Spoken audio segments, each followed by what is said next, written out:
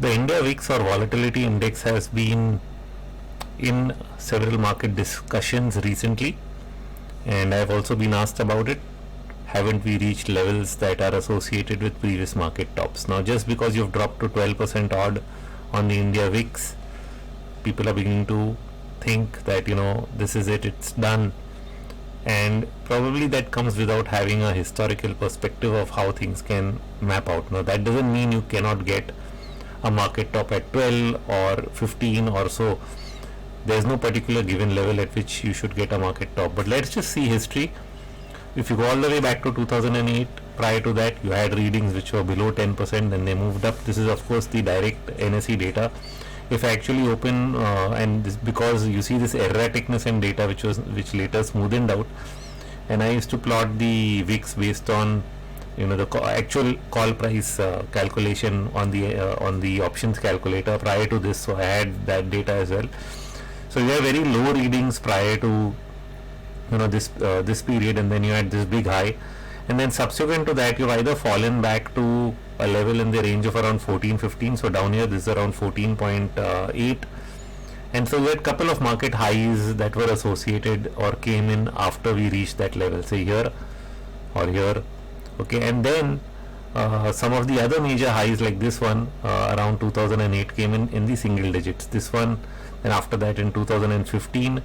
Okay, before the top we had actually reached this low, and then the VIX actually turned with ahead of the market, which is where your divergences come in. So you end up getting these divergences, a positive or a negative divergence with the indicator.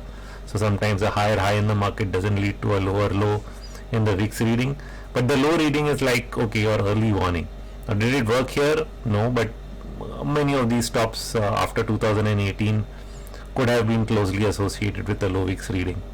But where are we now? So initially, if I go back a year, I'd first time written about this in my sentiment and updates in the long short update, where I discussed the VIX reading going back to 15. So when we were actually at the top end of the range, which is at around 85 or so, I actually anticipated we go back to 15, and maybe that's where the next top, if at all, would occur based on these readings that we had in 2010-15.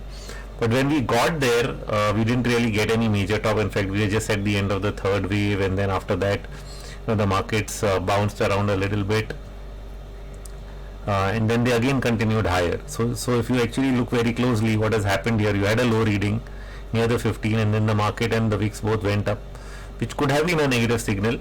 We did get a consolidation phase into the month of May, but after that again the market's going higher and the VIX is dropping, and it's actually broken the 15-14 shelf support that it was here. So this is not a bearish signal, this is a bullish signal. Why? Because you are actually seeing the trend down in the India VIX continue. Okay, so this is a trend continuation.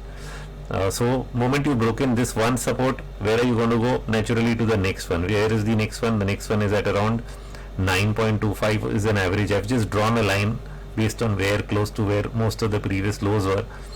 And what you have to understand is between the current reading of 12 and the potential reading of a 9, which is less than 10, these couple of points that are there, this doesn't happen in one day. It can take several days, it can take a month, and that between 12 and 9 is where you get rallies, right? You get entire bullish trends that occur between declining phases of the VIX, like this and like this.